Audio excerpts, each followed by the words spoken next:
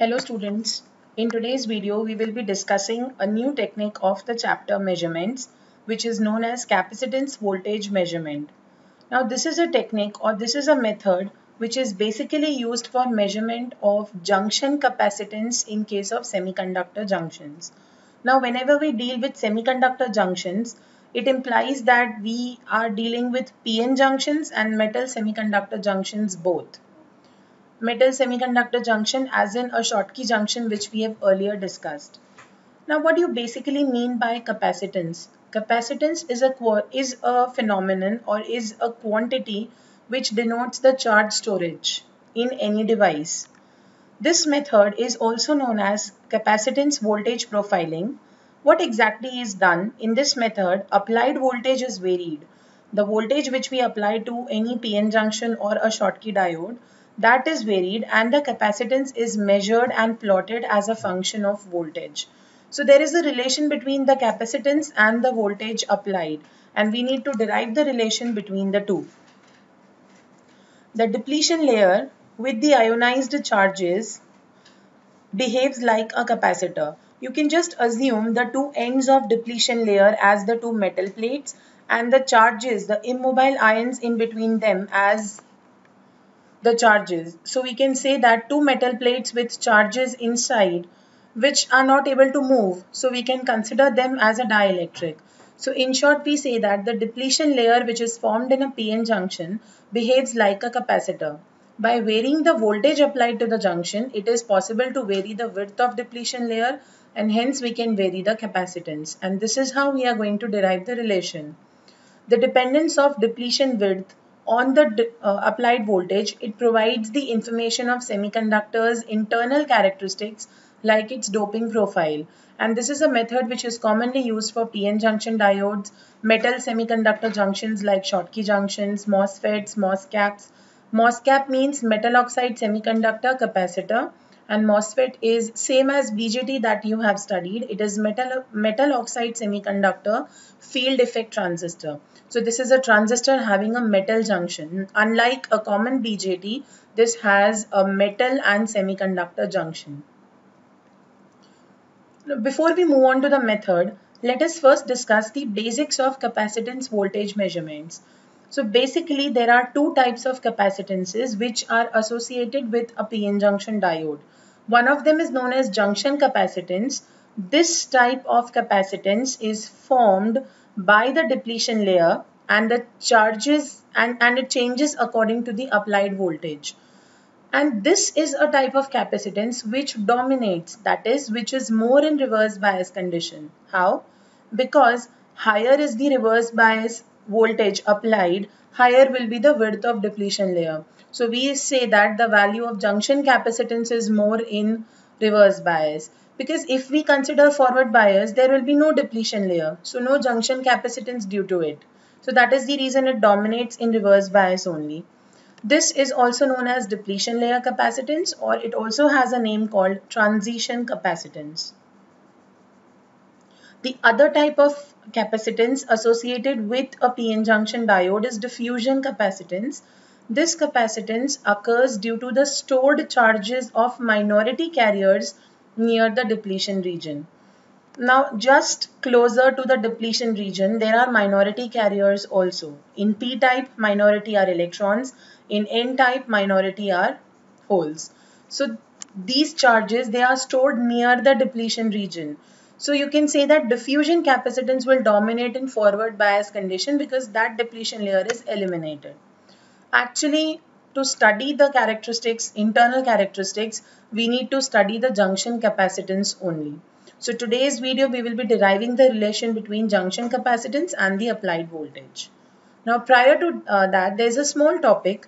We should find out what is the width of depletion layer.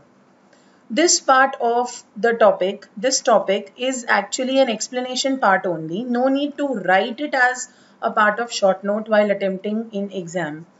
So for that, suppose I consider that this portion, I am ignoring the P and N side. Roughly, I will say that this side is the P side and this side is the N side. The center portion represents, the y-axis represents the electric field, and on the x-axis we denote x, that is distance up till which the charges are spread out. So suppose I say these are the two extremes. Now depletion layer, some part is on the P side and some part is on the N side. So we consider this part of depletion layer on P side and this part of depletion layer on N side. And the lines which I have indicated, they denote the extreme points of depletion layer on P and N respectively. We are just denoting this as x-axis, so I have considered minus xp naught, because if this is the center position 0, the left hand numbers distance wise would be negative, and this side it is xn naught. So this xp naught to xn naught. So basis on this diagram, I can say that the width w is equals to this distance, that is xp naught, plus this distance, that is xn naught. Now the maximum strength of the electric field occurs at the center. So I've just joined these two extremes with the maximum value, that is Em. Now according to Gauss's law, we say that dE by dx is equals to minus qNA upon epsilon. Q is the charge of electron, Na is the acceptor ion concentration. The acceptor atoms are added to p type, and epsilon is the permittivity of the material.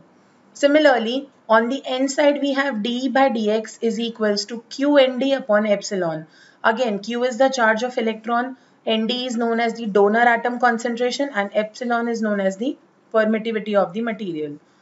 So we can, instead of dE by dx, if I want to write what is the strength of this field because of the charges, I will just multiply the distance on RHS. So I have Em is equals to qNA xp naught upon epsilon, or I can say dE by dx is equals to qNA upon epsilon. So this is on the P side of junction. Similarly, on the N side of junction, Em is equals to qNd xn naught upon epsilon, or I can say dE by dx is equals to qNd upon epsilon. Now, the voltage drop that occurs due to the junction, from Poisson's equation we can say that Vp to N, that is the voltage drop occurring across Pn, is equals to integration of this electric field strength. And this can be found out, the voltage drop can be found out as, we have this, see, by joining these two charges, the extreme points and the maximum strength, we get the shape of a triangle. If I find out the area of this triangle, I will be getting the voltage drop according to Poisson's equation. So I've written here, the voltage drop across the junction is the area under the EX curve. Because the EX curve we got is a triangle, we can write, now what is the area of a triangle? It will be half into this base into this altitude. So base is W and the altitude is Em. So we have voltage drop V0 is equals to half Em into W. Em can be written in terms of Xn, or it can be written in terms of Xp. If you write in terms of Xn, multiply with Nd. If you write in terms of Xp, multiply with Na. So V0 is equals to half Qnd Xn upon epsilon, substituting the value of Em from Gauss's law into W. Or this can be written as half Qnd, because these are the constant terms, into X and W. Now we know that according to the above diagram, W is equals to Xn naught plus Xp naught, or you can write Xn plus Xp. So this distance plus this distance, that is equals to W. So we say that the total charge on the P side of the depletion layer is equal to total charge on the N side. What is the total charge on the P side? Because that E will remain the same. So QNA xp naught is equals to QND xn naught, because permittivity of the material will remain the same. So you have xn naught upon xp naught is equals to Na upon Nd, because QQ get cancelled. Now in the equation 1, above, we will substitute the value of W. Now equation 2. So W is equals to xp naught. Instead of xn naught, I can write Na upon Nd into xp naught. So I have written xp naught, plus instead of xn, I have written Na upon Nd into xp naught. Taking out the term xp or xp naught common, we get W is equals to 1 plus Na upon Nd So xp naught will be equal to W upon ND, sorry, W into ND upon NA plus ND. Similarly, we can write xn naught is equals to W into NA upon NA plus ND.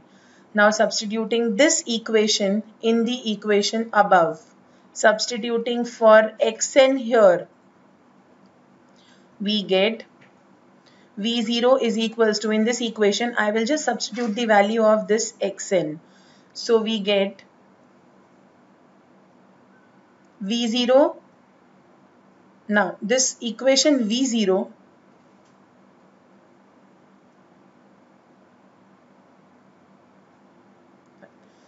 now this equation, okay. So substituting V0 is equals to half QND upon epsilon into the value of xn naught. I have substituted W upon 1 plus ND by NA into W. So this gives Q upon 2 epsilon into W square into, now in the denominator you have NA plus ND upon NA. So this NA term will go into numerator. So we have NA ND in the numerator upon NA plus ND.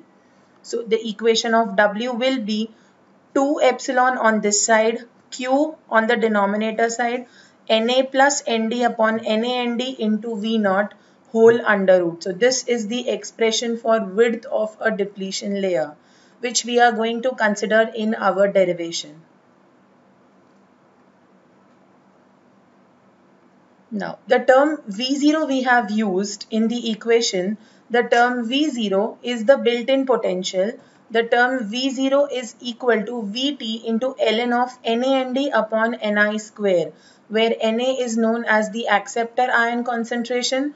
This is the donor atom concentration, and Ni square is the intrinsic concentration. Now this Vt has a standard equation. It can be known as, the thermal voltage is known as kBT upon Q, which depends on Boltzmann constant, temperature and the charge of electron. Suppose I say room temperature. We consider room temperature as 300 Kelvin.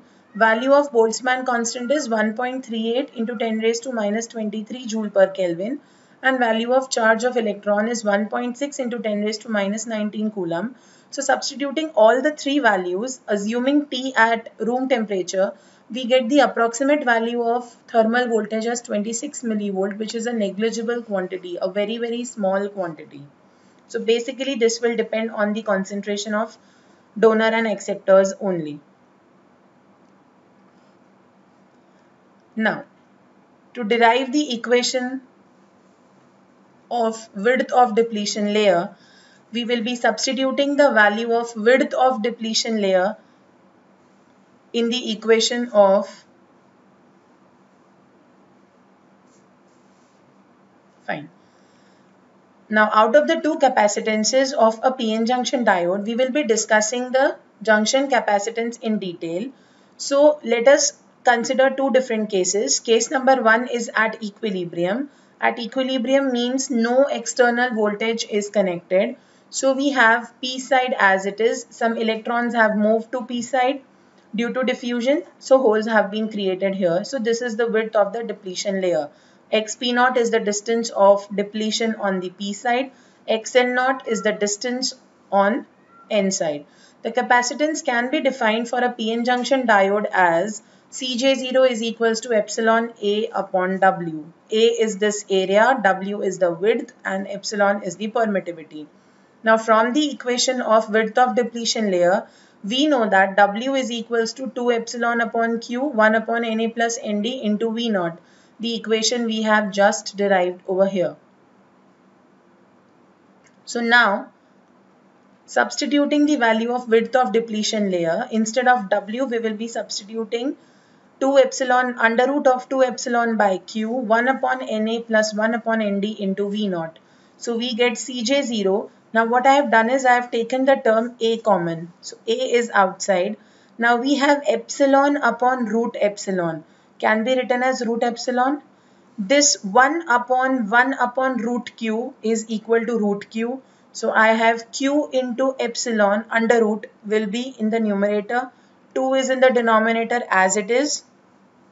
This can be written as, the denominator has Na plus Nd upon NaNd. So this Na into Nd will move into numerator. So NaNd upon Na plus Nd, and this term 1 upon V0 as it is. Now what I do is I just take out a term 2 common, 2 outside this square root. So I will have to multiply by root 2 in the numerator. So Cj0 is equals to a by 2 under root of 2q epsilon NaNd upon Na plus Nd into 1 upon V0. We call this as equation number 1. What is this Cj0? This denotes junction capacitance in zero bias condition.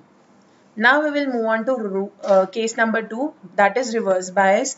Why reverse bias? Because junction capacitance dominates in reverse bias only. So reverse bias condition, what we have done is we have applied a reverse voltage VR. Due to this, suppose earlier the width was W. Because of the reverse bias, the depletion layer width has increased to W plus dW. This small change is due to the applied voltage. So now what happens? The reverse bias width of depletion layer will be given as 2 epsilon upon Q under root of 1 upon Na plus 1 upon Nd into Vr plus V0. There is a change here. Sorry, the square root will be entire. So junction capacitance in reverse bias, instead of Cj naught, we will be denoting as Cj. That will be epsilon A. The equation of W has changed. There is a term VR also added because this is the reverse voltage. And in reverse bias condition, reverse voltage will add on to the built-in potential. So Cj will be equal to, same as the above equation, we have A by 2, A taken out, 2 also taken out. So root 2 should be multiplied in the numerator. 1 upon root q is root q, and epsilon upon root epsilon is equals to root epsilon. So you get 2qe epsilon. NaNd is 1 upon this plus, sorry, it is 1 upon Na plus Nd upon NaNd. So NaNd term will go in the numerator. Then what we have done is we've just taken the term V0 common. So we have 1 upon V0 common. We will be having 1 upon Vr by V0 plus 1. Why have we taken this V0 term common? Because if you can compare it with equation 1, this term, a by 2 under root of 2qe epsilon NaNd upon Na plus Nd into 1 upon V0, this is nothing but Cj naught. So I can write junction capacitance in reverse bias is equal to junction capacitance in equilibrium upon under root of Vr by V0 plus 1. If the applied voltage, now in this equation, if I say the applied voltage VR is very high as compared to V0, my equation will not have this term because I can neglect. I can say 1000 plus 10,000 plus 1 is approximately equal to 10,000. That 1 is negligible there. So I will say Cj is equals to A by 2 2qe epsilon NaNd upon Na plus Nd into 1 upon Vr. The condition is Vr should be greater than V0. Now if we assume this term to be a constant, area will remain the same if the voltage is same, permittivity and charge of electron are constant, and number of donor and acceptor atoms for a particular reverse voltage will not change because that is the doping done. So we assume this term to be a constant k. So we can write Cj is equals to k into under root of 1 upon Vr, or we can say that Cj is proportional to 1 upon under root of Vr. That is, the junction capacitance decreases with the increase in reverse voltage. What are the advantages of this method? It is a simple method. No more equipments are required. Measurements can be taken directly, and it's a non-destructive method. Non-destructive method means the diode is not destroyed. It is only a testing method. What are the disadvantages of method? The doping profile can be extracted only in reverse bias condition, and we say that reverse bias has a very low conductivity. And this is only an approximation method which works well for abrupt junctions. Abrupt junctions are the junctions in which doping type changes over a very small distance compared to the overall depletion layer. So this is all about the topic. We'll be covering the remaining topics in the remaining videos. Thank you.